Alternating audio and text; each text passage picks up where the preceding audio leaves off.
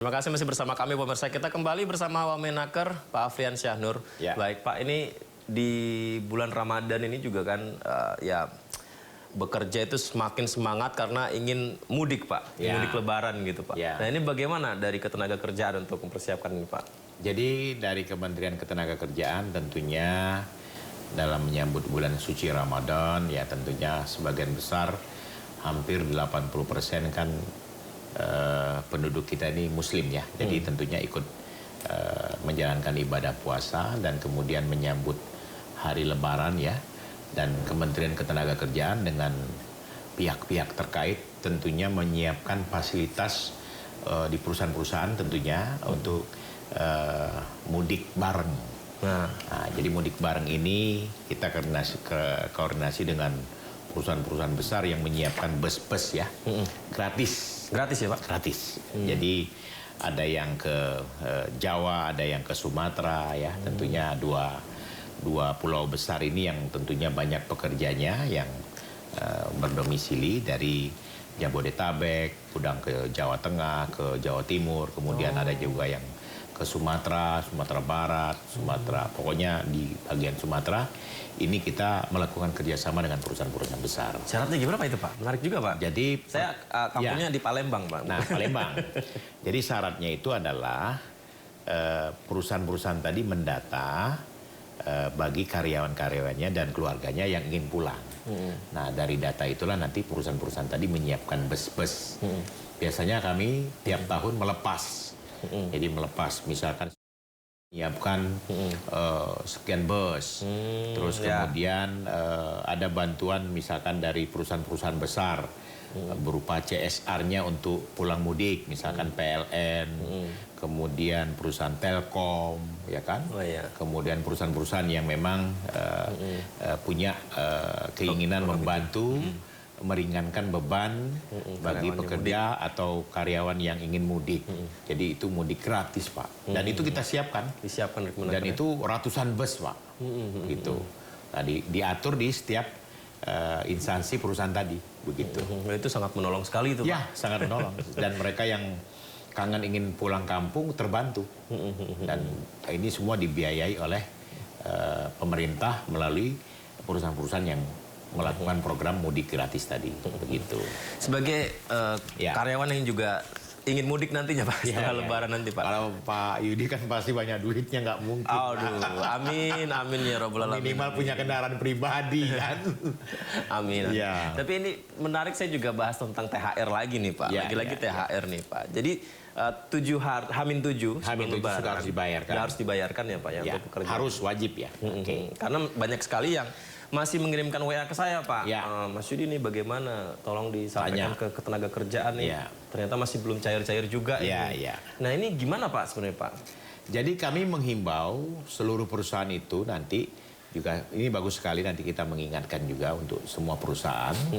Kita akan membuat surat edaran, koordinasi dengan Pak Menteri juga, agar supaya segera memberikan hak-hak THR-nya itu kepada pekerjanya tadi sesuai dengan aturan.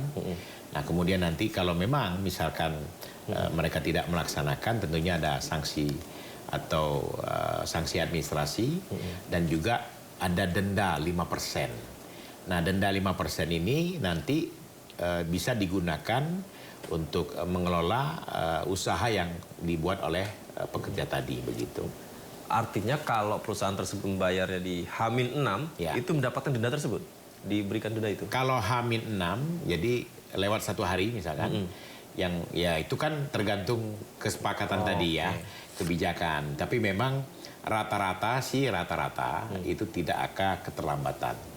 Nah, jadi mungkin mudah-mudahan kita mendoakan perusahaan-perusahaan tadi sesuai dengan aturan H-7 itu sudah dibayarkan semua. Bahkan banyak juga H-10 sudah dikasih Pak. Jadi menjelang mereka pulang kampung, mudik tadi sudah terselesaikan semua dengan baik. Gitu. Nah, tapi kalau seandainya memang tidak dilaksanakan, itu ada sanksi administrasi dan sanksi denda tadi. Itu perlu diingatkan kembali oleh perusahaan-perusahaan tadi. Begitu. Ya. Pak, ini juga yang disampaikan adalah tentang kebijakan work from anywhere. Nah, ini mungkin seperti apa sih Pak teknisnya Pak, work from anywhere ini Pak? Karena kan ini berarti bisa bekerja di mana saja begitu ya? Iya. Ini kan ada hubungannya dengan bagaimana dengan pembiayaan ketika dia bekerja di luar, entah apakah dia menggunakan listrik atau bagaimana. Nah itu gimana sebenarnya Pak? Jadi work from anywhere WFA ya, ini memang aturan yang baru dibuat oleh pemerintah. Pertama memang pada kondisi waktu itu misalkan keadaan hujan terus menerus ya kan, cuaca buruk, cuaca jelek ya kan, sehingga ada kebijakan pemerintah untuk membuat bekerja itu ya bisa di mana saja ya kan, misalkan dia lagi di tempat lain ya yang bukan di kantor gitu kan. Dan ini memang kebijakan yang diatur sesuai dengan kesepakatan, sesuai dengan aturan yang dibuat oleh perusahaan tadi dengan karyawan tadi. Nah, himbauan-himbauan ini tentunya arahnya kepada perusahaan tadi yang sudah menginstruksikannya. Jadi begitu. Apakah ada aturan spesifik Pak dari Kemenaker Pak? Sementara ini dari kami dari Kementerian Tenaga Kerja belum ada aturan spesifik untuk ini, dan juga himbauan ini kan sebatas himbauan oleh perusahaan tadi kepada karyawannya yang memang betul-betul terjadi keadaan yang darurat ya, misalkan ya intinya dia tidak bisa karena banjir, kemudian karena terhalang bencana atau cuaca yang memang mereka diminta diinstruksikan oleh manajemen untuk bekerja di WFA tadi begitu. Mumpung ada Pak Wamen juga banyak yang bertanya, misalnya WFA. WFA ini kan juga berarti pekerja tersebut ya pemirsa ya, ada biaya internet di sana, operasional penunjang lain seperti listrik juga. Nah ini sepenuhnya ditanggung pekerja atau wajib disubsidi pemberi kerja Pak? Sementara ini belum ada aturan spesifik soal itu. Jadi termasuk dia menggunakan listrik, ya, menggunakan apa yang mereka Wifi, butuhkan, internet, ya kan, wifi itu tidak ada aturannya. Sementara ini belum ada aturan spesifik. Yang jelas itu disepakati oleh masing-masing pihak saja. Mungkin dia tidak berangkat, ya ini asumsi saya ya. Misalkan Pak Yudi, udah Pak Yudi, Anda kerja di rumah saja atau di tempat Anda sekarang berada saja, tidak perlu ke kantor. Pertama kan menghemat bensin juga kan, tol ya kan. Nah itu kan apakah kompensasi itu perlu dibalikin juga kan begitu. Kan Pak Yudi kan tidak pakai bensin, tidak pakai tol atau tidak naik angkutan ya kan.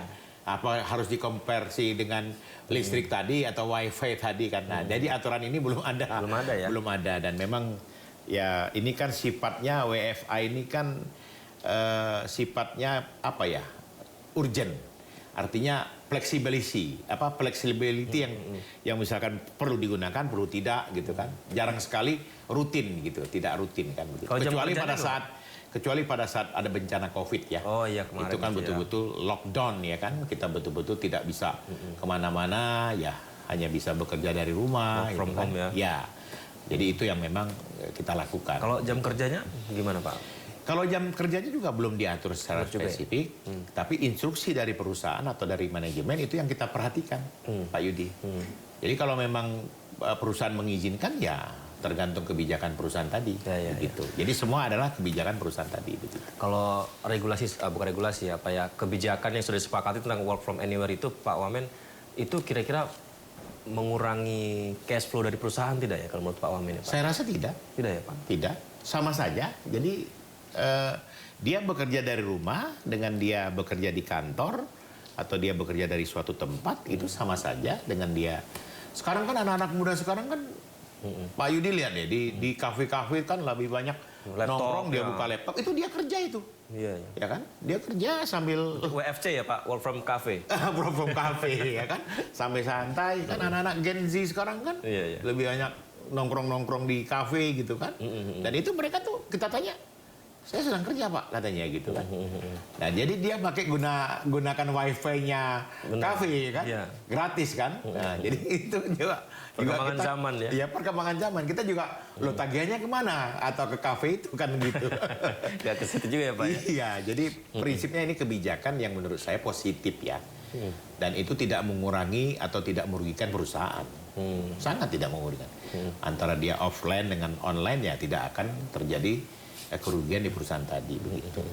Baik, ini soal K3 Pak, tentang perusahaan yang harus menjamin keselamatan dari tenaga kerjanya, ini seperti apa Pak kalau pengawasan dari? Jadi gini, timbul atau kembali lagi ke pengawasan ya. Jadi K3 ini ya, keselamatan dan kesehatan kerja ini penting di negara kita yang kita cintai ini. Jadi dulu K3 ini hanya sebatas kayak puskesmas, ya kan? Lihat cek kesehatan sudah selesai. Kalau ini tidak. K3 ini lebih kepada bagaimana keselamatan dia dalam bekerja. Terutama perusahaan-perusahaan yang mempunyai risiko tinggi terhadap kecelakaan kerja. Nah inilah dari kementerian betul-betul harus bisa melihat dan menilai bahwa pengawas-pengawas kami, terutama di perusahaan-perusahaan yang berada di provinsi, kabupaten yang memang tersebar luas, ini harus digiatkan untuk pengawasannya. Dan kami menghimbau dari setiap perusahaan tadi betul-betul mengutamakan K3-nya. Keselamatannya dalam dia bekerja, safety dalam melaksanakan pekerjaan, terutama di pabrik-pabrik smelter, pabrik-pabrik yang tentunya punya risiko tinggi ya. Kemarin saya dengan Menko Infrastruktur berkunjung ke pembuatan atau pelaksanaan pembuatan jalan di tol di Sumatera Selatan, ya kan? Bagaimana safety-nya, ya kan?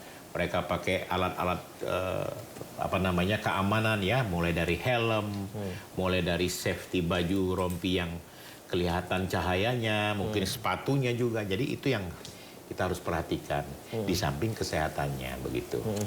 Nah kalau hal ini terlaksana dengan baik, inilah yang nanti menjadi pedoman dan ini yang menjadi tolak ukur kita semua. Termasuk MBG. MBG. Ya, makan bergizi gratis. K3-nya itu penting. Kalau keselamatannya termasuk kemarin kan kejadian di Banyumas. Kompor meledak. Nah ini bagian daripada pengamanan K3. Jadi pengamanan K3 itu berkaitan dengan bekerja. Itu di situ kan ada penggunaan alat dapur gas, ya kan? Kemudian di situ juga MBG harus mempunyai pemadam kebakaran, ya kan? Kemudian juga pekerjanya harus sehat. Karena mereka yang menyiapkan menu, yang menyiapkan makanan itu tidak boleh batuk-batuk, tidak boleh. Nah ini harus dicek. Nah ini kemarin saya menghimbau ya untuk kepala-kepala daerah tentunya harus betul-betul ikut mendukung program pemerintah atau program Presiden Prabowo ini dalam mensukseskan Astacita. Kenapa saya bilang begitu? Karena yang diberikan makan itu adalah anak-anak atau warga dari kepala-kepala daerah tadi. Jadi jangan mentang-mentang program pusat terus kepala daerah cuek, nggak boleh. Ini kan yang diberikan makanan kan anak-anaknya, rakyatnya sendiri kan begitu. Kalau ada kontrol, kalau ada monitoring, evaluasi terus-menerus, ini pasti kejadian-kejadian yang tidak kita inginkan ini pasti hilang. Begitu, asalkan semua bersama-sama begitu. Berarti itu juga menjadi syarat mutlak Pak ya, perusahaan tersebut bisa memenuhi K3 demi pelayanan yang terbaik begitu Pak? Betul, harus. Tapi bagaimana dengan implementasi di lapangan Pak, dengan berbagai macam polemik yang terjadi untuk bisa tetap mengawasi itu dipenuhi? Jadi memang di lapangan belum bisa kita lakukan dengan sempurna. Oleh karena itulah kita menghimbau seluruh kepala daerah tadi ikut betul-betul memperhatikan program pemerintah tadi. Ya kan? Nah, termasuk juga soal K3 ada di perusahaan-perusahaan besar, ya kan? Perusahaan-perusahaan smelter, perusahaan-perusahaan industri yang lain gitu yang harus diterapkan. Alurnya bagaimana sih Pak Wamen terus sertifikasi K3 sebenarnya Pak? Ya, sertifikasi K3 itu kan izinnya melalui Kementerian Ketenagakerjaan. Jadi teman-teman yang tentunya di setiap perusahaan tadi harus punya ahli K3. Ahli K3 itu yang berkaitan dengan kerja mereka gitu. Nah, ini yang memonitoring adalah dan yang mengeluarkan sertifikasi itu adalah Kementerian Tenaga Kerja. Ini kaitannya. Makanya kita harus betul-betul bisa mensinkronisasi ke bawah seperti itu. Itu dinas-dinas terkait juga harus bisa mensinkronisasi. Harus. Bahwa ini perusahaan ini sudah ke Kementerian Tenaga Kerja. Harus. Itu namanya ada ISO, ya kan? Ada ISSN, ya kan? Yang memang standarisasi sudah kita penuhi. Begitu, Pak Yudi. Sampai berapa lama Pak itu biasanya Pak? Apanya? K3 yang dipenuhi perusahaan, apakah satu kali setelah dinyatakan ini baik, apakah harus lagi? Dia ada silang berjangkanya. Itu kalau nggak salah ada evaluasi ya 5 tahun sekali. Untuk harus kita evaluasi terus menerus, ya kan? Dan ini terus berkaitan dengan keselamatan dan kesehatan kerja yang betul-betul perhatikan. Karena saya kepikiran yang MBG tadi Pak, ketika sudah memasak di satu hari sehat begitu, kita nggak tahu kan seminggu kemudian. Tidak, kita terus rutin. Controlling itu penting gitu. Jadi tidak tidak harus menunggu sekian-sekian, tidak. Makanya kami dari Kementerian Tenaga Kerja juga sudah melakukan kolaborasi dengan Badan Gizi Nasional BGN. Termasuk juga sertifikasi soal cook, sanitari, terus ahli gizi, ahli air, itu kita koordinasi terus. Nah, tapi memang karena ini kan cepat sekali ya, Presiden ini ingin cepat dan gerakan kita juga harus cepat gitu. Begitu. Baik. Ya. Berikutnya Pak, ini saya juga sekalian dengan Pak Wamen ingin tanya tentang standarisasi upah pekerja di Indonesia. Sekarang ini seperti apa Pak? Karena kan meskipun sudah ditetapkan ada kenaikan, terkadang juga ada harapan lebih tinggi lagi dari pekerja yang mendapatkan upah tersebut Pak. Jadi gini ya, upah minimum pekerja UMP ini, ya upah minimum provinsi, kabupaten kota ini kan sebenarnya standarisasi untuk pekerja yang di bawah 12 bulan. Oke. Ya. Jadi kalau dia belum sampai 12 bulan, standar inilah yang mereka terima. Yang sudah ditetapkan. Misalkan 3,2. Jadi yang bekerja sudah hampir belum sampai 12 bulan, itu wajib menerima 3,2. Tapi selebih itu tidak lagi menggunakan UMP atau UMK. Dia sudah dapat fasilitas yang lain. Misalkan tadi yang fasilitas BPJS Tenaga Kerja, BPJS Kesehatan, kemudian mendapatkan bonus-bonus yang lain. Jadi standarnya seperti itu. Jadi UMP ini bagi pekerja yang belum sampai 12 bulan. Bagi pekerja yang belum sampai 12 bulan, standarnya adalah UMP atau UMK. Oke. Begitu. Dan rata-rata itu semua sudah di atas UMP tadi. Gitu. Minimal sama. Ya kan, standarnya sama. Nah, tadi yang ada pertanyaan, Pak, apa tadi? Bagi mereka yang menerima upah, ya kan, yang belum, bagaimana? Itu tidak ada kejadian. Kalau memang mereka tidak sesuai dengan upah yang mereka terima diregulasikan dengan undang-undang, mereka lapor kita. Dan kita bisa, mohon maaf ya, sanksi pidana. Itu masuk pidana Pak ya? Iya. Ya kan? Karena melanggar undang-undang aturan yang sudah ditetapkan ya? Iya. Tapi nanti ini perlahan-lahan lah kita perbaiki. Ya. Memang Pak Wamen ini sekarang dengan situasi ekonomi dunia bahkan ya, tidak hanya Indonesia Pak ya? Global begitu. Ya. Ini memang banyak tantangan, banyak cobaan untuk. Banyak cobaan. Termasuk juga tugas-tugas di Kemenaker gitu Pak. Ya. Nah ini bagaimana menghadapi, mungkin pesan terakhir ini karena kita sudah mau closing, nggak kerasa waktu udah mau habis. Gimana Pak ini Pak, menyikapi dengan tantangan global yang terjadi sekarang ini Pak? Ya, jadi memang sekarang ini dunia ya, dunia sedang tidak baik-baik saja dan tidak menentu ya. Jadi soal perdamaian dunia juga mencakup perang yang sedang terjadi ya. Ini kan dampaknya juga mengganggu investasi yang ada di Indonesia. Nah, kita menyikapinya tentunya dengan arif dan bijaksana ya. Apalagi sekarang ini kan di bawah pemerintahan Bapak Prabowo Subianto ini kan semangat untuk memperbaiki sistem perekonomian, semangat untuk memberantas korupsi ya, yang memang sangat digaung-gaungkan oleh beliau ini harus kita junjung tinggi. Nah, iklim investasi yang ada di Indonesia pun harus kita jaga dengan baik. Nah, sesuai dengan tadi yang saya sampaikan di awal, Presiden selalu melakukan komunikasi kepada perusahaan-perusahaan atau para pemilik usaha yang ada di Indonesia ini agar membantu Indonesia dalam menjaga iklim investasi yang baik sehingga apa-apa yang sedang dihadapi ini bisa secara bersama kita atasi secara baik. Nah, ini yang tentunya kita harapkan. Begitu Bang. Bismillah, semoga iklim investasi baik dan pekerja di Indonesia semuanya sejahtera ya Pak. Betul, terutama juga keamanan. Keamanan. Ya, kalau terjaga. Kita tidak aman, tentunya usaha juga tidak akan lancar, kan begitu. Betul. Pak Wamen, terima kasih ya Pak. Baik. Sudah di... Ini ngalor ngidul ngobrolnya. Ya. Pengen rasanya ngobrol lebih panjang lagi Pak, nanti. tapi izin nanti kita buat podcast saja Pak. Podcast ya. Menarik itu Pak. Pak Wamen, terima kasih banyak Pak sudah berbagi dan terima kasih pemirsa sudah menyaksikan acara kami. Kita berjumpa di lain waktu. Sampai jumpa.